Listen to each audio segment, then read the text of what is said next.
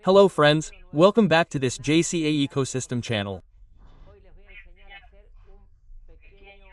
Today I'm going to teach you how to make a small wind generator with a motor like this one, which is a water pump motor from a washing machine. Look at it carefully. If you notice, it has a magnet and a coil. And I've already said that when the magnet moves inside a magnetic field, which is a coil, it produces electricity. So we're going to make this motor work as a generator. If you turn the paddle, you'll see that there's some resistance when moving it and then it jumps suddenly. It's because the magnet is attracted and at some point it's released when the reluctance of the magnetic field passes. Why did I look for this motor? Because so that you can make a simple wind turbine with things that you can find. I made a drawing on a plan for the different measurements and I'm going to put it together on camera so that you can see it. Let's go step by step. I already told you, this is the motor that we're going to transform into a generator. All motors can be reversible and become generators. In this case, since it has a magnet, it is much simpler. It is not a powerful motor, therefore, the generator will not be powerful and it will also need a propeller that is not so big.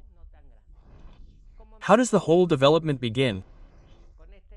With this tube that has holes. At this end I put a grinder guard, which is this one. I cut it in this shape to screw it on, taking advantage of the holes that the motor already has. In this way, I am now going to the board and I am going to show you the dimensions of the elements because I made a plan so that you can reproduce it.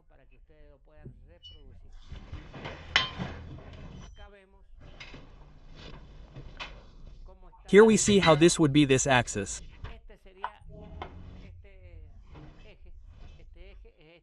This axis is 72 centimeters from this end to the other end. It has a slot here where we are going to put the tail of the generator. At the same time I'm going to show you the tail, which is this one. It is inserted in this place with some small screws. Here I put our logo.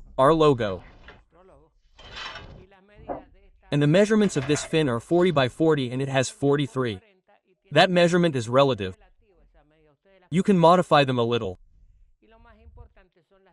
And the most important thing is the dimensions of the propeller or the blades that are going to generate the rotary movement. Here I have it, it's this one. And here are the measurements. From the center to one end it is 35 centimeters, from the center to the other 35. That means that from one end to the other it is 70 centimeters and the width is 10 centimeters. With this shape it is approximately the propeller.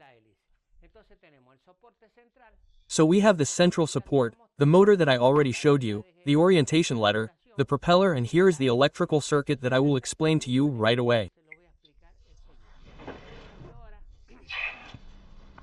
Now I am going to assemble it on camera so that you can see how it is going to be made. I am going to use an electric screwdriver to quickly screw things together. Well, the first thing I'm going to do is put in the turbine that this motor has without removing it. I am going to put the propeller on. The propeller. How did I put it on? Look, here are some small plates like angles and I'm going to put the two pump blades in between like this.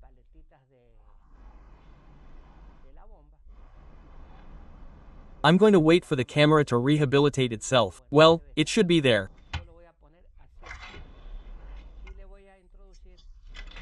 I'm going to put it like this and I'm going to insert a small screw that will give this system security.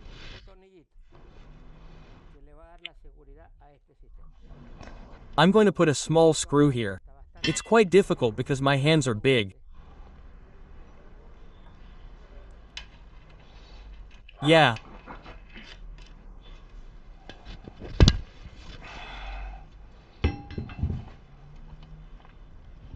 I'm telling you, I'm going to assemble it in the camera so that you can do it. You can put the propeller on the engine in another way, but anyway, this is the most practical way that I've found. I put a screw in there. Now I'm going to turn the propeller over. This is where I'm going to put the other one. Here is a sheet metal screw. Wait until I put it in. I'll show it to you later because my hands are still very big and it's hard to handle.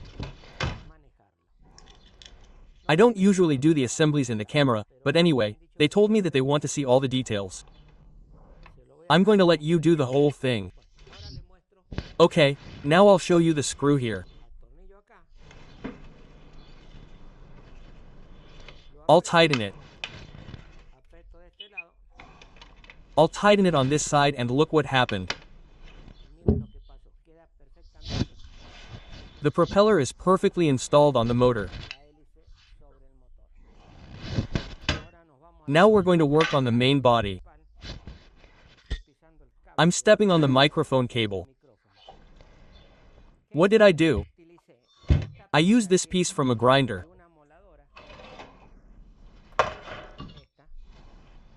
I cut it in this shape. I made the holes to adapt it to the support that comes with the motor. I repeat, this motor is a washing machine motor, but it uses a washing machine pump that drains the water in a washing machine. Not all motors come with a magnetic field like this one with neodymium magnets. You have to find one that has magnets. Okay, now I'm going to screw it in. I have the screws already determined for this job and I'm always going to assemble them on camera.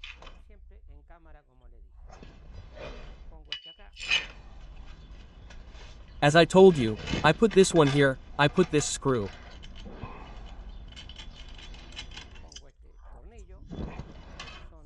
There are 3 screws that I have designed to put in.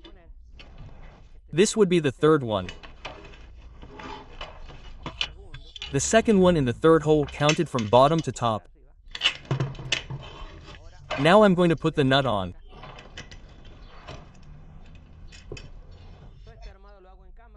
I do all this assembly on camera and I've left the plan here so that you can easily replicate it, which is very important because some people have asked me to do it because they have trouble replicating it because they don't have experience in handling mechanical things.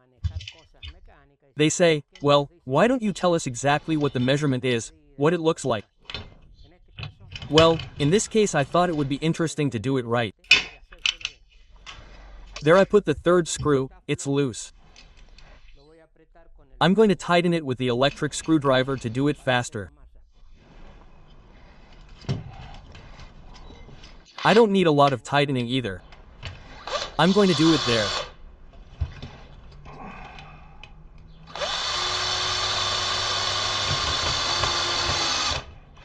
They're long screws.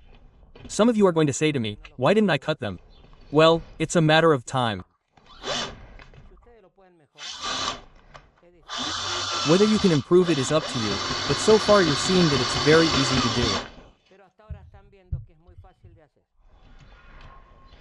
I'm putting the last nut on. It's already on. Well, look, I'm assembling it on camera, I already told you, so that you can have the chance to assemble it.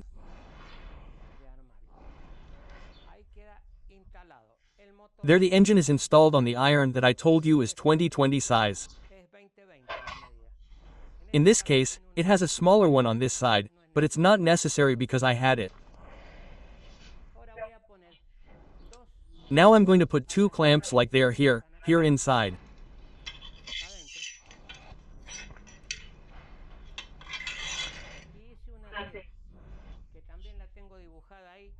And I made a T that I also have drawn there that is 20 centimeters apart, a plate like you are seeing in a 45 centimeters axis.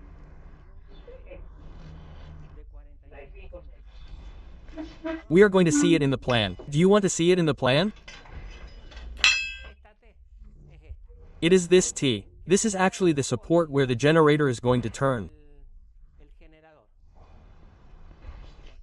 Well, how do I hold the support? I'm going to hold it with the clamp. It could be released, welded, but we put it with the clamp to do it in camera. Hey, I think you can see it there. I tighten it here.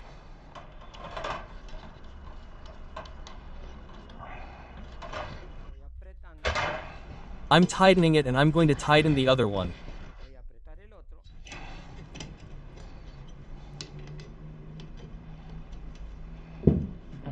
Let's see if I can do it with the machine so that more. Well, there it is, very firm. I would need to put the tail or the steering fin.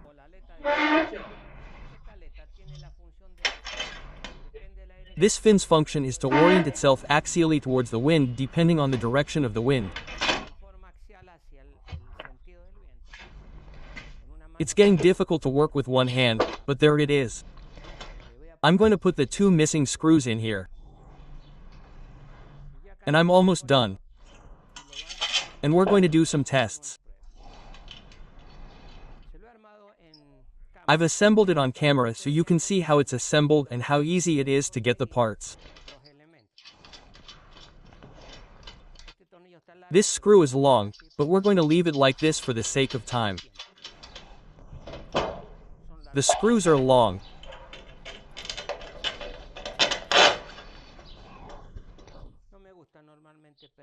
I don't usually like to waste time on these things because you get bored, but in this case it's important for those who want to assemble it to have all the details.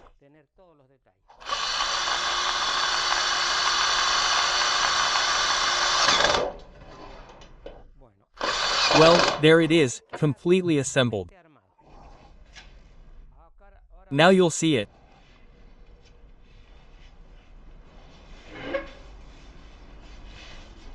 I don't know if the camera angle is capturing it. There it is assembled. What am I going to do now? Let's measure the tension coming out here. The coil hasn't had any modifications. The motor is 220 volts, but since it will spin at lower revolutions than it normally does, we will get about 12 or 14 volts, which will easily serve to charge a battery like this, then charge cell phones, etc. Well, now that I can't go outside to test it, I'm going to make a device that, I repeat, is not permanent. This is just for testing.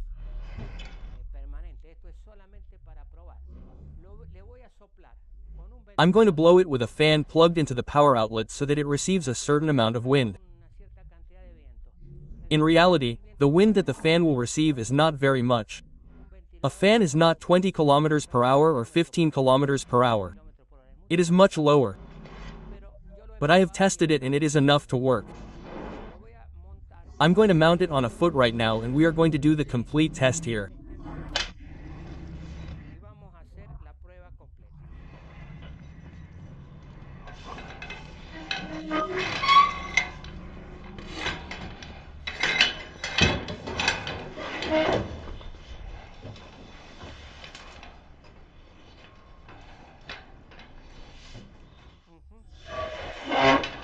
Look.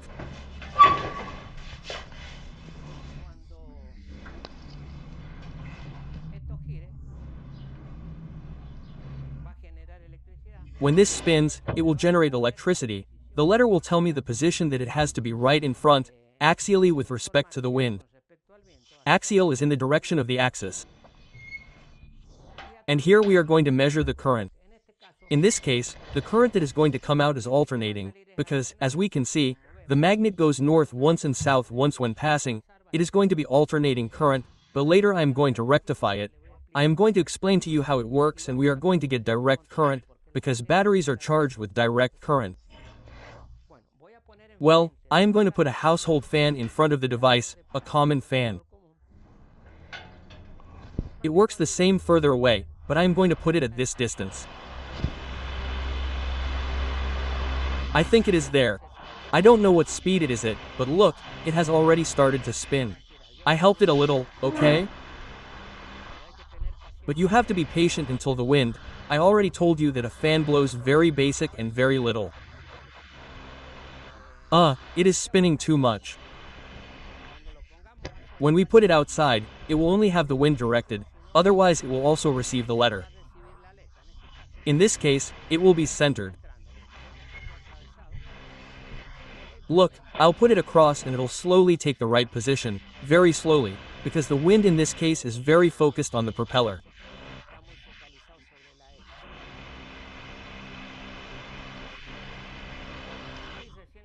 Well, it's just starting to work there, but I can already measure the voltage that's going to come out at this moment. Look, it's picking up more and more speed there. I'd like to know if the camera shows that the propeller isn't going to hit me. Look, it's picking up quite a bit of speed there. It's important that it's well balanced, that the blades have the same distance from the center. In this case, I put it in alternating current. 20 volts of alternating current. Let's see, I'm going to connect it here. And there it's going to start showing there. I'm not connecting the cables correctly. Let's see there. It's in direct current. Since it's alternating, I have to put it here.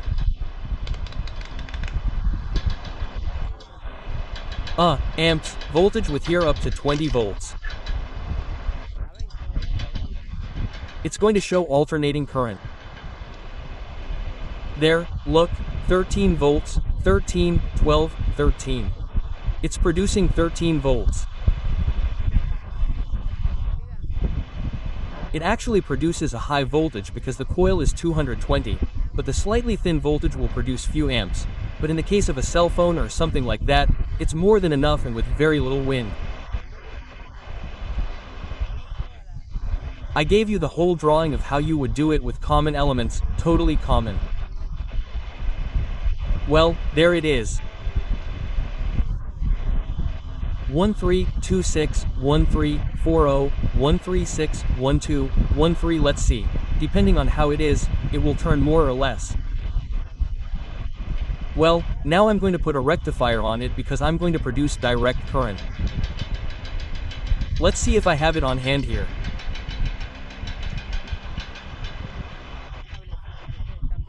These little cables that you are seeing here have a diode bridge that comes encapsulated. There are diodes inside here. They can be made with 4 diodes. How does the current come out? We put the alternating current from the motor in the center of the 2 diodes. I'll show you on the board. I'm going to put one here.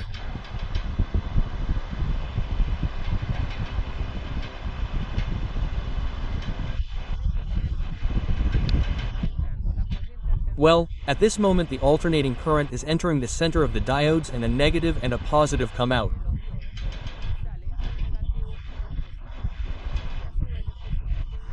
And I also put a small filter on it, because since it's pulsating direct current, what the filter does is charge and discharge to maintain a stable voltage. Now here I have to measure how much it gives me. Let's see if there's one. Let's see if we see any spark there. Let's see. There it is. You can barely see it. See? See? Let's see if the camera sees it. There it is. Okay, now I'm going to measure the voltage. If I measure the voltage, it has to be in direct current. 20 volts direct current. I'm going to put it on the cable here. This is negative, right? This is positive. With the positive terminal of the tester, the reading it's going to give me is going to be a direct current voltage. Let's see, I'm going to connect it there. Look, 16.9 volts in direct current with the rotation of a fan, just that a fan is blowing it. There's no infinite current here or feedback from this to the other, no, nothing to do with it. I'm simply using the fan, and don't tell me that you're using a fan. It's just so we don't have to go outside and you can see how this works outside. It should work much better. What am I going to do now? I'm going to connect some LEDs that I have here. These are quite a few letters and they're supposed to turn on.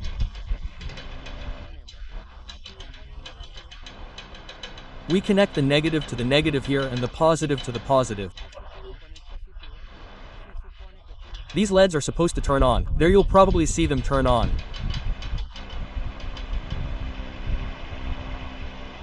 Look, you saw that the LED flickers a little.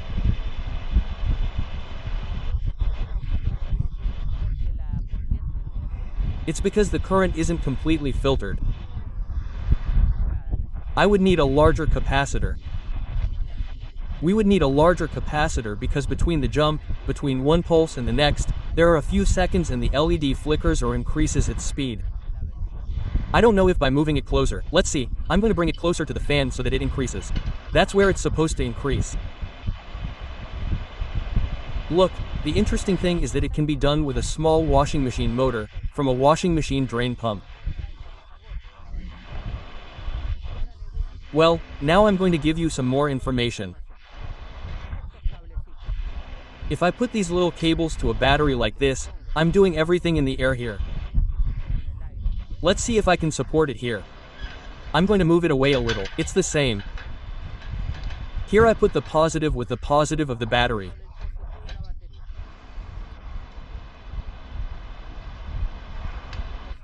Positive with positive of the battery and negative with negative.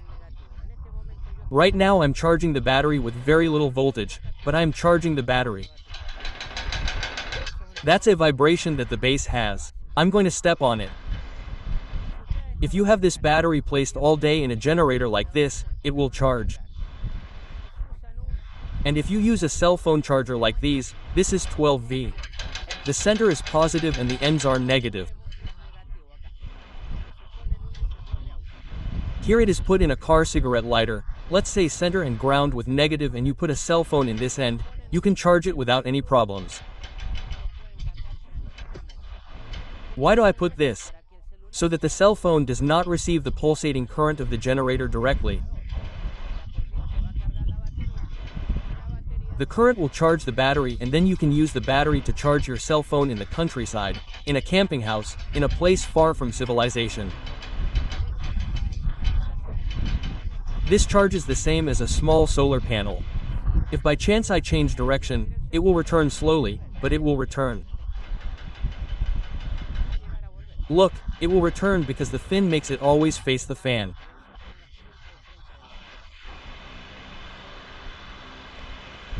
I'm going to take it out and put it outside. Not today, I'm going to leave it up. And in another video I'm going to show you how it rotates in the air. I repeat, because I don't want you to tell me that I live in a place where there's a fan in front of it, or whatever. This maneuver that we've done is simply to show that it works. Otherwise, I'd have to climb up on the roof and I wouldn't have been able to give you the whole explanation. Let's go to the board and look at the circuit. I want to show you how I made this circuit. This is basically the circuit. The motor produces alternating current. It goes to the two pins in the center of the integrated circuit. The legs at the end of the integrated circuit are the continuous output and have a 1000 microfarad capacitor for 35V 35 volts. So that it can handle 16 or 20V when there is a lot of wind. The voltage will probably increase quite a bit, but when there is consumption in the battery, it does not increase as much. A simple wind turbine made with elements that can be obtained anywhere is very interesting. That vibration is because the foot I have vibrates. You have to try to center this so that the weight in front matches the weight in back. But look how easy it is and how nice it works. Next time I'm going to put it on the roof because I'm going to leave it here. I would like to see it.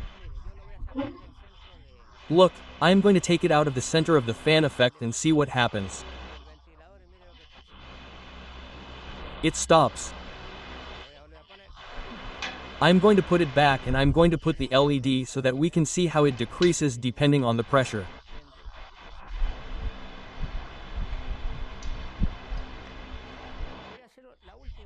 I'm going to do the last test to show you what happens. Well, there it is working with nothing. I'm going to take it out of the center. Let it stop. I want to test it. Let it stop completely. There it is. There's no power. Look, when I move it just a little bit, you see? With no movement, it'll start producing in this direction. There it is.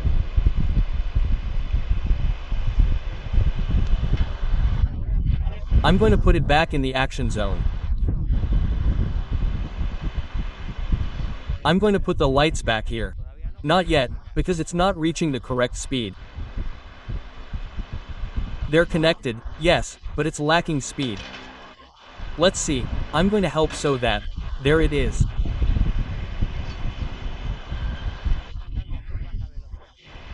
They're giving very low speed because it needs some time to reach working speed. As I said, there's very little wind, maybe 5 kilometers per hour or less. Friends, that's all for today.